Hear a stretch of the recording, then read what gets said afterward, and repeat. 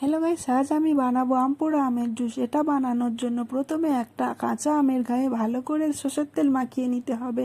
তারপরে এটাকে আগুনে পুড়িয়ে নিতে হবে। আপনারা চাইলে গ্যাসে পুড়িয়ে নিতে পারেন, ফ্লেমটা মাঝারি রাখতে হবে। তারপরে খোসাটা ভালো করে পরিষ্কার করে ভালো করে জল দিয়ে ধুয়ে নেব। তারপর একটু পরিষ্কার জলে আমের পাল্পটাকে আমি আলাদা করে নেব। আমি এটা হাত দিয়ে করছি। তারপরে একটা মিক্সি জারের মধ্যে হাফ কাপ চিনি, অল্প একটু গোলমরিচ, অল্প একটু চাট মশলা, 1 চামচ বিট লবণ, 1 চামচ ভাজা জিরে আর পাল্পটা দিয়ে দেব। সঙ্গে আমের সঙ্গে পুড়িয়ে রাখা কাঁচা লঙ্কা দিয়ে একটা মিক্সচার বানিয়ে নেব।